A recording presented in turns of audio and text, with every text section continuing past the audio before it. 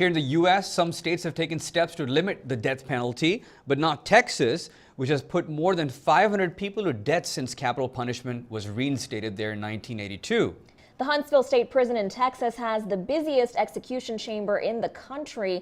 VOA's Jerome Socolovsky went there and met the former death house chaplain, a man who has a unique perspective on the death penalty, as Jerome told me when we sat down together. Take a look. Okay, There are ghosts in Reverend Carroll Pickett's closet, 95 to be exact. But this is part of the tapes. That's the number of inmates put to death while he was chaplain at the Texas State Execution Chamber in Huntsville. I made the tapes the next day or the next night to get it all out. He admitted he was nervous, and it showed in quite many ways that he was scared.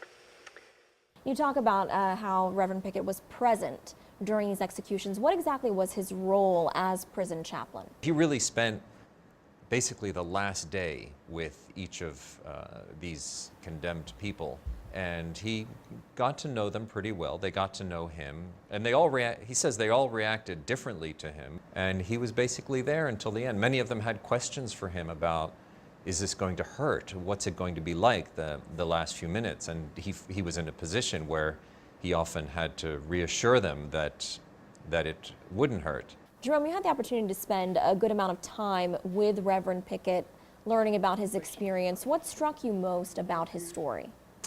I think, Alex, what struck me the most was how he struggled with his own feelings about the death penalty. While he was a prison chaplain, he was there for 95 executions, and the 33rd execution that I talk about in my story of Carlos de Luna started raising questions in his mind. He was a baby face. He had big eyes, big brown eyes, and he was innocent. You know, I knew he was innocent. I knew by talking to him and listening to him.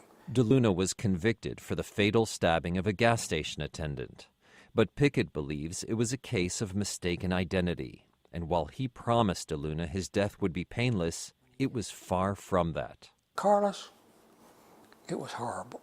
You know, I couldn't sleep for days and days. Even as he began to think that capital punishment is wrong, he continued going and keeping his own feelings to himself. He talked about what he called a ministry of presence, that however he felt, he should do God's work and be there with the inmate, with a condemned man or woman right before the execution. Pickett came out against the death penalty after retiring in 1995. He is now a powerful voice in the movement to abolish it. When they're losing a loved one to the state of Texas. This video, provided by the Texas Department of Criminal Justice, shows the execution chamber where a condemned inmate is strapped down.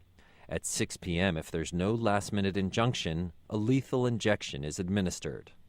There were massive protests right here in front of the death house back when Reverend Pickett attended his first execution. Now the death of number 505, Arturo Diaz, draws only a committed core of anti-death penalty activists, Texas Governor Rick Perry. He supports the death penalty and says Texas has never executed an innocent person. Reverend Pickett disagrees.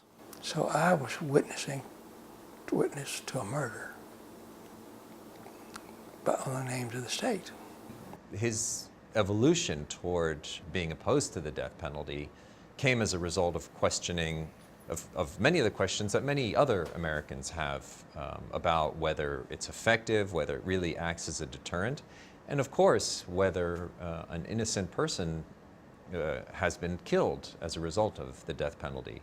And again, that was Jerome Socolovsky, VOA's religion reporter. Reverend Pickett retired in 1996 after spending 15 years in the Texas prison system and witnessing 95 government executions, an international record. He continues to work to abolish the death penalty.